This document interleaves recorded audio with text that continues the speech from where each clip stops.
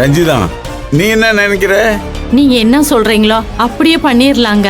அப்படியே சொல்ற? ஆ, அப்ப உங்க அண்ணன் கிட்ட அந்த 1/2 ஏக்கருக்கான பணத்தை கொடுத்துடலான்னு சொல்லு. நீங்க சொல்றதாங்க.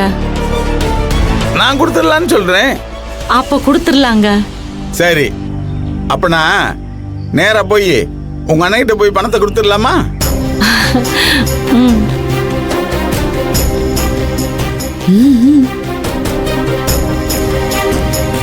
எனக்கு டவுன்கார ஒருத்தன் பணம் கொடுக்கணும், அதை கொண்டு வர சொல்லியிருக்கேன். போற வழியில அதை வாங்கிட்டு போய் உங்க அண்ணன் கிட்ட கொடுத்துடலாமா?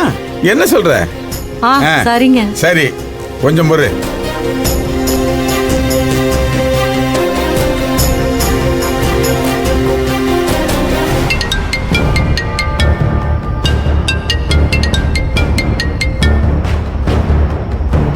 Hello sir. நான் தான் சிவசாமி பேசுறேன். பணம் ரெடி தானே?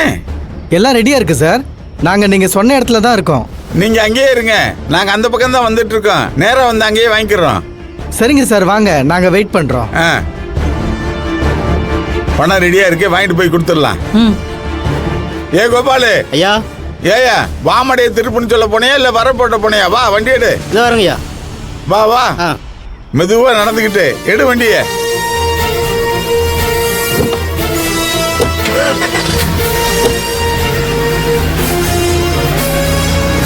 சிவசாமி வந்துட்டு இருக்காரு சார். பவுடர் தடவன பணம்லாம் ரெடியா இருக்குல்ல? ரெடியா இருக்கு அதை சார். எடுங்க. ம்.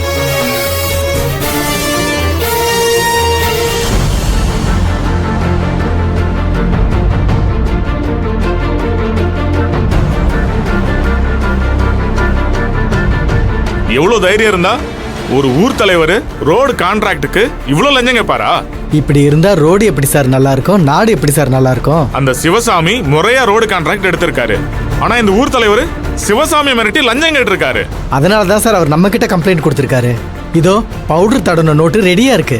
இந்த நோட்டை கொண்டு போய் கொடுத்த உடனே நாமளும் பின்னாடியே வர நம்ம ஆளுங்களும் அந்த வளவனை அப்படியே அரெஸ்ட் பண்ணிடுவோம் சார். இன்னைக்கு நம்ம இந்த கேஸை கண்டிப்பா பிடிச்சே ஆகணும்.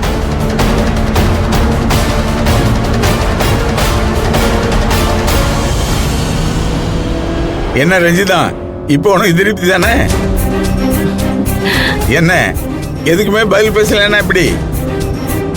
இல்லங்க, அது வந்து இப்படித்தான் நல்லது மாதிரி பேசுவான், அப்புறம் பிள்ளை மாதிரி நடந்துக்குவான்னு யோசிக்கிற, அதானே? ஐயோ அப்படியெல்லாம் இல்லைங்க. அப்புறம் என்ன, சந்தோஷமா இல்லையா? அதை சொல்லு. ம், ரொம்ப சந்தோஷங்க. ஆ, அப்படி சொல்லு. இருந்தாலும் நானும் உங்ககிட்ட நம்பிக்கை இல்லாத மாதிரி தான் நடந்துக்கிட்டேன். நீ என்ன பண்ணுவ ரஞ்சிதா? பாவம், ஒவ்வொரு தடையும் என்னை நம்பி நம்பி ஏமாந்துட்ட. ஆனா இந்த தடவை நான் ரொம்ப தெளிவா இருக்கேன் ரஞ்சிதம். அந்த மாதிரிலாம் எதுவும் நடக்காது. ம். எப்போ உங்க அண்ணன் சொத்தை ஏமாத்தி வாங்கணும், அன்னையிலிருந்து நம்ம வீட்டில் ஏற்பட்ட பிரச்சனை வருது இல்ல? இது வரைக்கும் நம்ம பார்க்காத கேள்விப்படாத பிரச்சனை எல்லாம் வந்துருச்சுல்ல? அது எல்லாத்துக்கும் மொத்தமா ஒரு முடிவு கட்டுறதுக்காக தான் இப்ப நம்ம போயிட்டு இருக்கோம். உங்க அண்ணங்காரன் சொத்து நமக்கு எதுக்கு வேணாம். அது வாங்கினதுல இருந்தா என்னென்னமோ நடக்குது. மனசு கஷ்டமா இருக்கு, நிம்மதியா தூங்கவும் முடியல. என்னோட எல்லா பிரச்சனையும் முடிச்சுட்டு மொத்தமா தலை முழுகின மாதிரி இருக்கணும். அதான் எனக்கு வேணும். அவருக்காரு தான் சார். ஆ, அந்த அங்க 2 பேர் நிக்கிறாங்கல்ல, அங்க வண்டி ஓரம் அனுப்பாட்டுங்க. ஆ, சரிங்கய்யா. பணம் பணம். ஆ.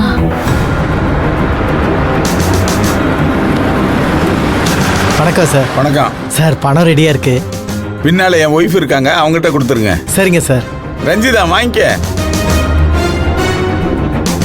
அம்மா, இதுல பணம் இருக்குமா? சரிங்க. ஆ சார், சரிங்க சார், நீங்க கிளம்புங்க. சரியான நேரத்தில் பணத்தை கொடுத்துருக்கீங்க, இப்பதான் மனசுக்கே நிம்மதியா இருக்கு. சரி, நான் கிளம்புறேன். ஆ சரிங்க சார், போயிட்டு வாங்க.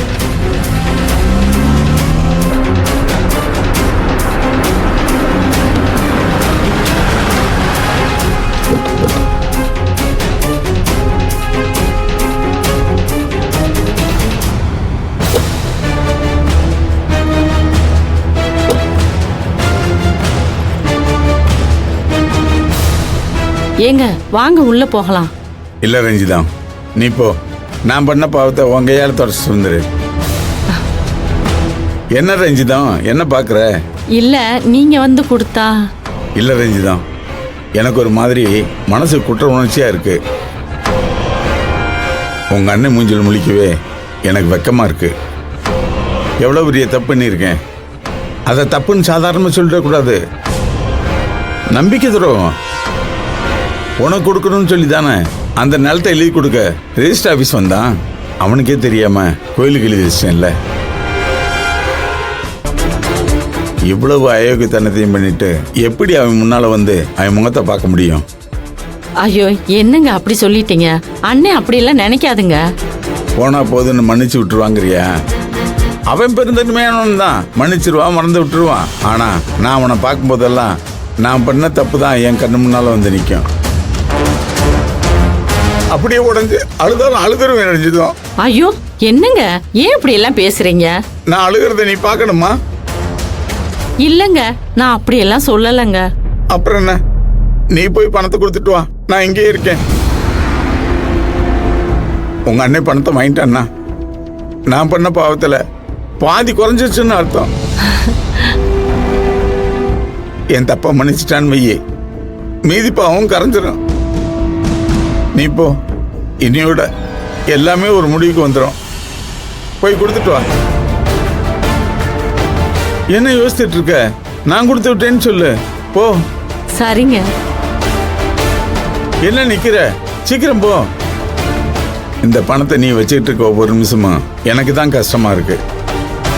உங்க அண்ணன் கைக்கு போன அடுத்த நிமிஷமே நான் நிம்மதியாயிடுவேன். அதுக்கப்புறம் என் மனசுல இருக்க பாரமெல்லாம் இறங்கிடும். நீ போய் பணத்தை கொடுத்துட்டு வா. 30 வயசு குறைஞ்சது மாதிரி இந்த இடத்துலயே நான் டான்ஸ் ஆடினாலும் ஆடுவேன். ஏன் ரஞ்சித நிக்கிற?